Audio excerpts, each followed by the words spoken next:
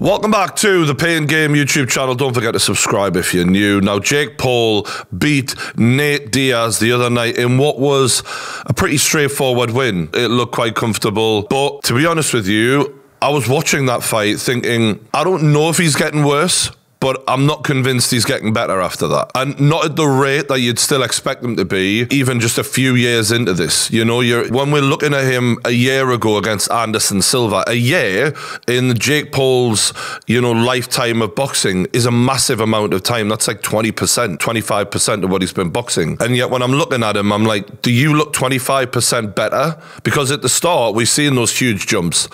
And if you're plateauing this early, there's a problem. Now, it's not all doom and gloom. I'm not going to sit here and say it's terrible. Like, he still won against Nate Diaz. In the grand scheme of Jake Paul's journey, that is still fantastic because Nate Diaz is clearly still Nate Diaz. He's not this over-the-hill guy. At 185, he looked great. His energy levels were fantastic. He still had that chin. He is still that guy. The BMF. 44 rounds of professional boxing.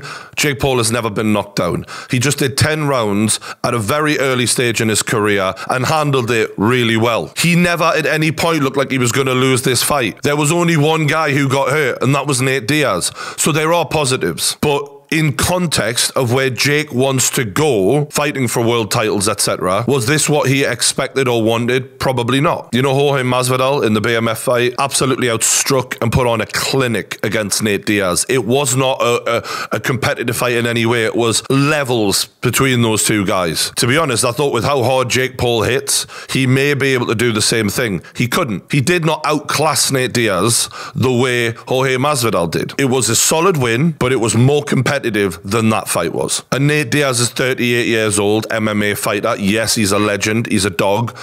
But I don't think that his boxing skills should be able at this point to compete with Jake Paul if Jake Paul thinks he's going where he wants to go. And at this stage, is Jake Paul making technical leaps from the Anderson Silva fight around a year ago? No, he's not. We could see that in this fight. I actually thought he looked better and more of a boxer against Tommy Fury. Okay, so we know that Jake absolutely destroyed Nate in that first round.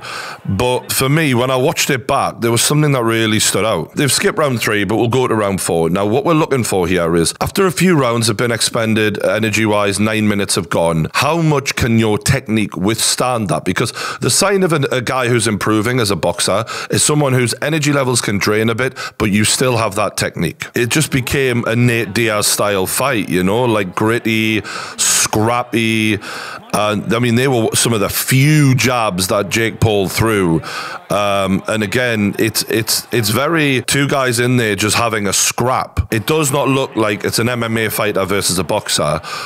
And as we're seeing with Jake, the outpouring of shots coming his way, despite Nate Diaz not having huge power, combinations, he's struggling with it. Now, I think overall he maintained his energy decently over the 10 rounds in terms of he kept going, but his technique had gone so early in that fight. This is round 4 against Tommy Fury, and you look at the way Jake's energy and his technique is there, the style of shots he's throwing, and his footwork, he's actually moving his feet.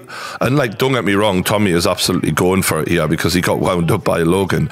But Jake he's flinching, he's throwing feints, he's looking more like an actual boxer. He didn't look like this in round 4 against Nate Diaz. And I understand that, Nate throws a lot and he just walks forward and he drains the gas tank more than Tommy. It's easier to look pretty against a prettier fighter than it is against a dog like Diaz. But again, he's just more composed here.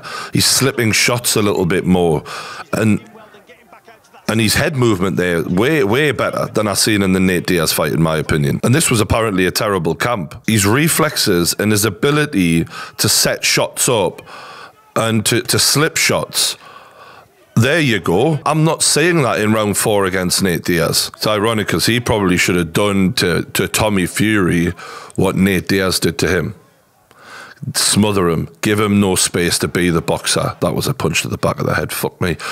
Jesus Christ. But then you come back to him in the final minute of this fight. I mean, he just looks just a different fighter to me here. Just a bit overshot. And look at the volume here from Nate. Oh. Look at that. I mean, these were arguably 2 of his worst rounds in both the fights, and I've just picked them by chance, right? So he's getting beaten up by both guys a little bit here. But the point remains is it's the way he's getting beat up. There's so much more path of resistance to Tommy. He's got his jab out there. He's using his footwork. He isn't just letting you walk into range and just disrespect him like that. And that was happening constantly. And I was frustrated in the Woodley fights that the jab wasn't there enough. But against Tommy, it was much more of a snap to it. And I was like, okay, you've got the idea. You barely used it in the first couple of rounds, but when he started using it, it looked like a proper boxing jab. Then to go backwards in the Nate Diaz fight and not even barely use a jab, to almost forget it entirely. You know, someone's coming into your range constantly. Jab that fucking head off. Get his respect. If he'd have jabbed Diaz the way he did a few of those jabs on Tommy, this fight, he would have gained more control. And it wouldn't have been a Nate Diaz style fight, which is what it turned into. Also, another thing I just found, frustrating for wanting them to do well, I just felt like his footwork was, bizarre in this fight. He was on his back foot a lot. And when he was throwing, he was off balance. He wasn't, planting his feet. He gets the most out of his punches the way he did against Tyron Woodley. Plant your fucking feet and let it go. And a lot of these were like arm punches just in the moment. That was because you couldn't stop Nate Diaz walking you down, which you want to use your jab. And then when he does come into range, that's when you plant your feet and you absolutely blast this guy and gain his respect. Instead, he was just running backwards and throwing these punches which did not have enough behind them because you're still running backwards when you're throwing half of them. And don't get me wrong, there were some shots that I thought were really quality. There was an uppercut there that I thought, wow, your uppercut is actually good. Use it more, but use it properly. Your left hook was really good. I normally feel like Jake is sticking to some sort of plan. I'm not sure what the plan was in this fight from the coaches. If the plan was to slug it out with Nate Diaz, then that was what happened. But I can't believe a bunch of boxing coaches going in against an MMA fighter would have said that that's the plan. And again, I'm not trying to put the guy down because I've literally picked him to win every fight he's had. And I've believed in him probably more than any other commentary guy out there. Like, I was the one who's picking him against Ben Askren. I even put money on it, right? I've believed in this guy and I still think he can be a good boxer. But when you're looking for the trajectory to show, okay, where is this going? It was a moment where you go, Are you leveling out here? Is this a plateau? Because plateaus happen in everything, boxing, gym, anything, right? And sometimes the plateau happens for a minute and then you take off again. But, you didn't knock out Anderson Silva, who was well past it. You didn't knock out Tommy Fury, who that is absolutely fair because Tommy's actually a decent boxer. But now you haven't knocked out Nate Diaz.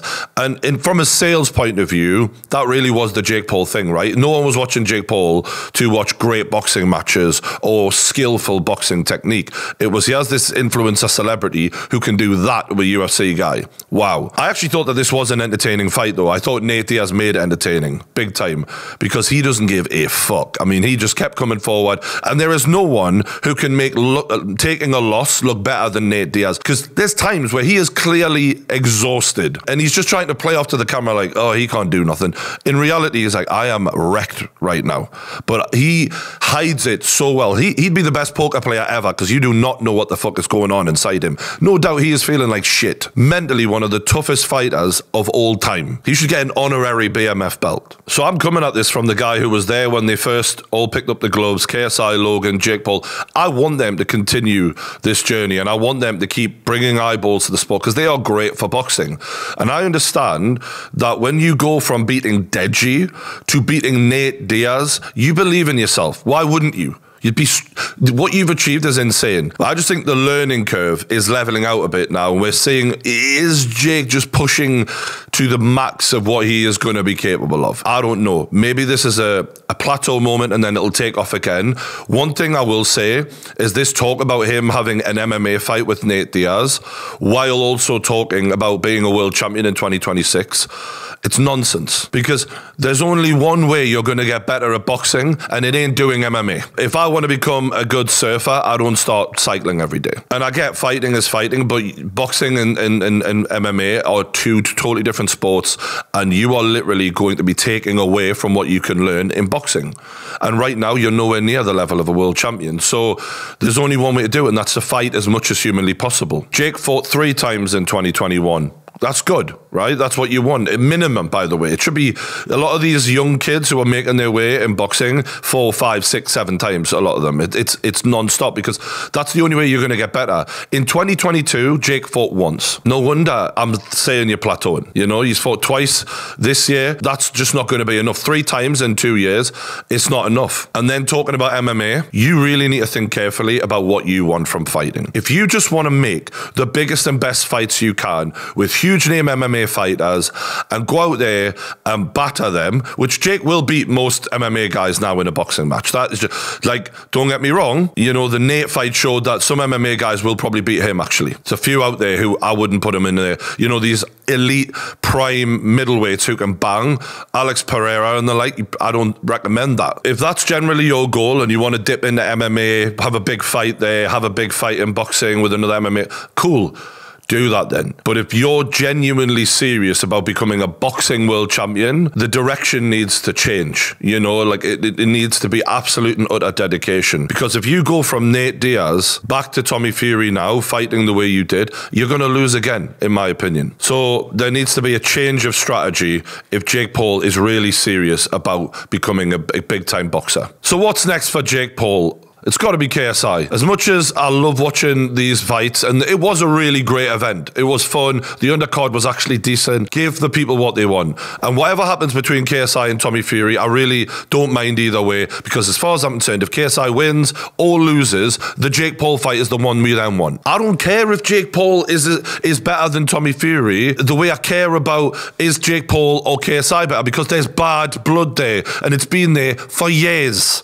We need it to be settled. It's getting frustrating. Fans are sick of waiting. I'm not trying to rhyme, but I haven't got time to not do a line-by-line breakdown of this fight. Sorry. What? There was some funny tweets that went out at the weekend. KSI, you know, mugging off Jake Paul. Mams Taylor, the manager and acting boss of Misfits, said Joe Fournier would school both of these tramps or something like that. That was funny. Wrong.